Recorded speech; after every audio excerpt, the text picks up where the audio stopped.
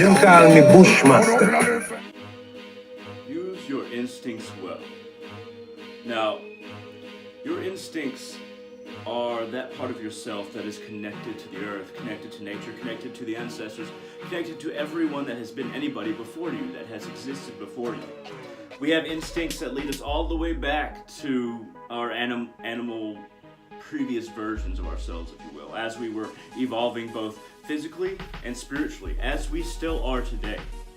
Now, this process has happened over many millions of years, and despite what many religions say, I believe that this is true. And, many Hindus and many spiritualists accept that we have indeed evolved from animals.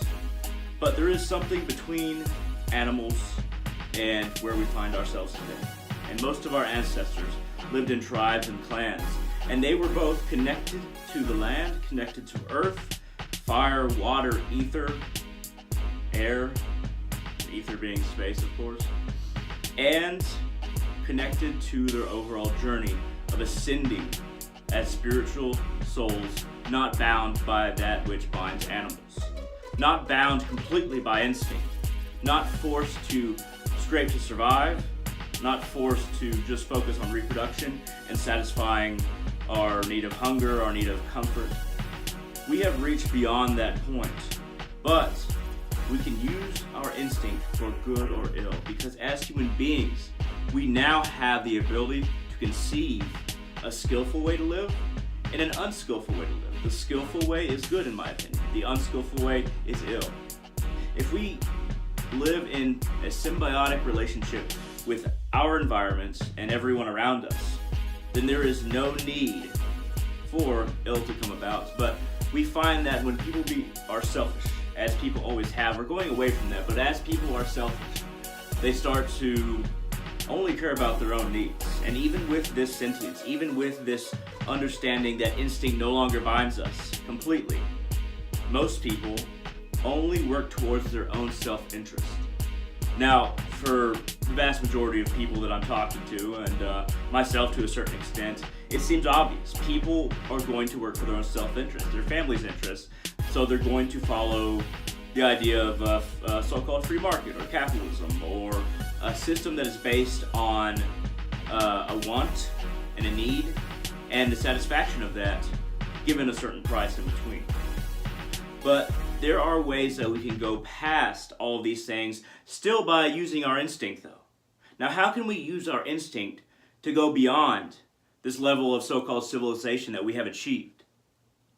Now, the way that we use our instinct is that we must focus our passion, focus our desire, and focus our will into a single point that energizes whatever we are trying to achieve. Imagine what we are trying to achieve as a crystal. And that single focus of instinct, that single focus of passion, of desire, of intensity, even anger, hatred, you all focus it. You focus into that crystal that you've composed, that is your dream. And that crystal illuminates the world with your dream.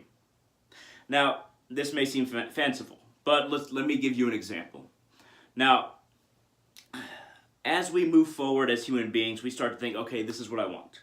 But then we start to realize, okay, this is how I can help the world and help myself at the same time. There is this compromise that all good people find, that I can help the world and myself at the same time.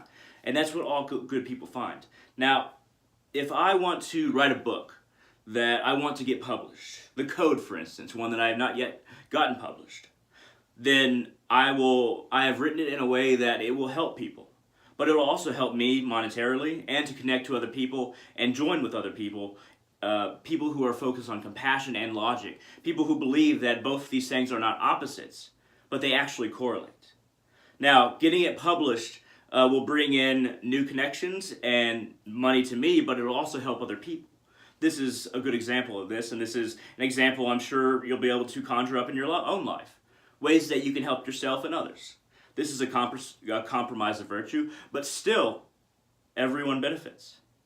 The sad thing is, people who want to do ill, they're not focused on just the hatred of everybody around them. They're focused on their selfish wants, their selfish desires, and they will do anything in order to gain what they call freedom or satisfaction, what it really is. Now, we can can allow our instincts to focus our humanity or destroy it. We can focus our humanity, our compassion, and our will. Our compassion and will can become one.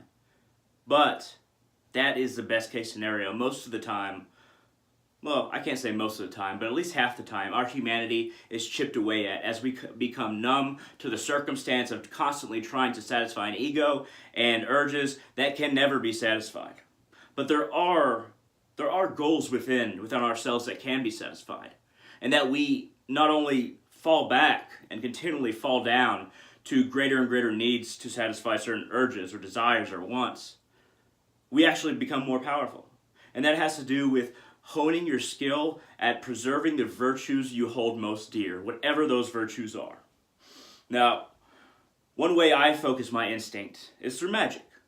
Magic with a M-A-G-I-C-K, not with just a C at the end. That is, you can say occult magic, that is occult.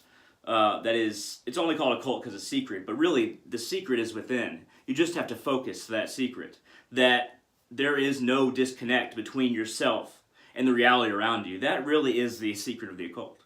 You just have to figure out how to bridge that gap of your conceptualization of yourself and divided between you and everyone else and everything else. Once you realize how to bridge that gap, then that's when the magic of your soul and the ability to focus your instinct comes into play, and to where you can live a great life and help everyone around you live a great life. So follow your traditions. Not necessarily follow your instincts, but focus them. Use certain shamanic rituals or burn certain incense that you find appealing. Meditate. Research.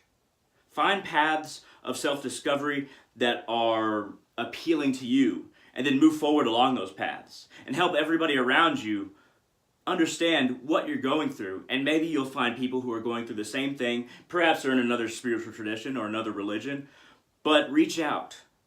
Try to help yourself and everyone else bridge that gap between that isolating factor within, that we feel we are different than everything around us. We feel that we're separate, and the rest of reality. Together we bridge this gap.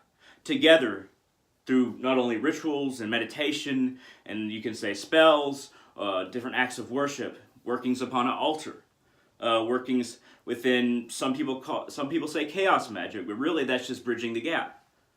And, some people might use voodoo. Some people might work with the pagan gods and Asatru. Some people might work with Egyptian gods. Some people might work with Hindu gods. Some people might only believe in one god, and that it does not disseminate into different gods, different functions. And that we work towards that God through ever-increasing understanding and practice of our faith. Connect with people on that level. Try to see if you can bridge the gap between you and that person and those people around you that you're trying to connect to. And together, bridge that ultimate gap between our spiritual group, our niche in society, where we are interested in spirituality, and everything else around us, all the concerns. Whether it be clubbing too much, whether it be trying to get more money, whether it be obsession with cars, with multiple sex partners, with a desire to be recognized in the business world, to be recognized on paper. And that kind of recognition never brings internal recognition. So let us expand as spiritual people and grow together so that all may benefit, brothers and sisters. This is the dream, ultimately, that I want to promote. This is how I focus my instinct. Even insanity, in a sense, has a certain instinct to it. And I focus even my insanity into this crystal of my dream, into this gem. And I hope that it will light the world around me. Thank you very much for watching. This has been a video about how to use your instincts well. How to use your instinct well.